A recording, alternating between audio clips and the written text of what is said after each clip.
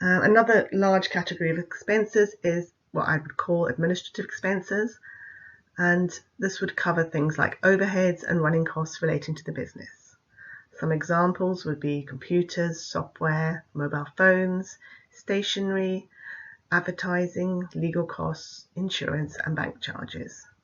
Remember to pay for all these items and indeed any business costs that you have through your business account and keep receipts. If you do accidentally pay personally for something or pay cash, you can still claim for those items.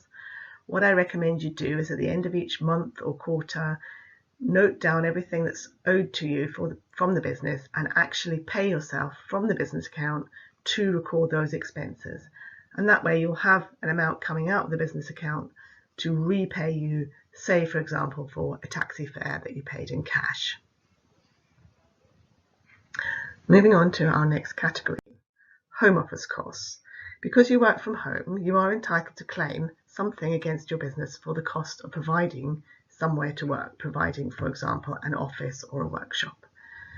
Now, there is a set rate, which is £26 per week, and that is a rate set by HMRC, and you can claim that without any backup. You do have to work 100 hours per month to be eligible for that, and there are some lower rates which you can see online for lower number of hours. But 100 hours per month is quite a low amount, and most people are able to claim that £26 per week.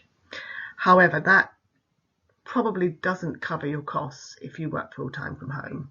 So if you work a significant number of hours from your home, rather than just the odd little bit of admin here and there, then instead of this, you can take your actual costs and recharge a percentage of those actual costs to the business. The way this works is that you take all of your costs, so that would be either rent or mortgage interest, and note that it's only the interest element of the mortgage payment. Not if you have a repayment mortgage, you have to take out the capital repayment part. So mortgage interest or rent, council tax, water rates, house insurance, and utilities. You add all of those up and you then allocate a percentage of that to your business. The example I've used here is that if you have a 4-roomed house and you use one of those rooms for business for 5 days out of 7, you would firstly divide the total by 4, and then you would divide by 7 and multiply by 5. And you'd end up with a charge probably around between £700 and £900, I would expect, per annum as a charge against your business. And that compares to the £26 a week, which is just over £300. For telephone or broadband, if you've been paying that privately, again, you can take a percentage of that for business. So it might be that 50% is for business or 20%, whatever relates to you. So that covers most of our costs. I'm now going to talk about what happens at the end of the tax year. Now, in the UK, the tax year runs up to the 5th of April every year. You can, as a concession, actually run it to the 31st of March if you want to have complete months, which is fine. Obviously, you need to do that year on year so that you don't miss out those 5 days. At the end of the tax year, you should make sure that your records are all up to date. So you've recorded all your business income and costs either on your online system or using your other method, spreadsheet or manual. You can also at this point add any costs that are owed to you or that you paid personally. And this would include things like the mileage rate that we talked about and the home office charge that we talked about. I do have a PDF of all these costs, which you can go through in a lot more detail. Okay, so also at the end of the tax year, you need to file a personal tax return.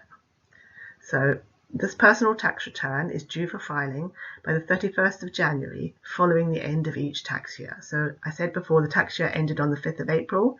So the 5th of April 2022 needs to be filed electronically by the 31st of January 2023.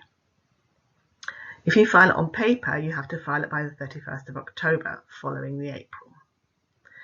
And you can do this via your personal tax account. You can register online for a personal tax account to do the electronic tax return. You have to have a UTR, which is your registration, which you already will have registered.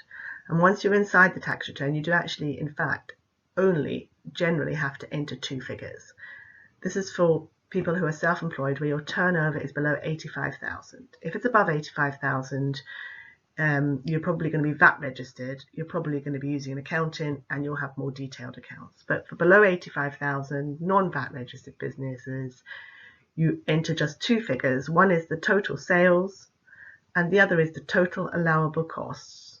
And the one minus the other gives the taxable profit.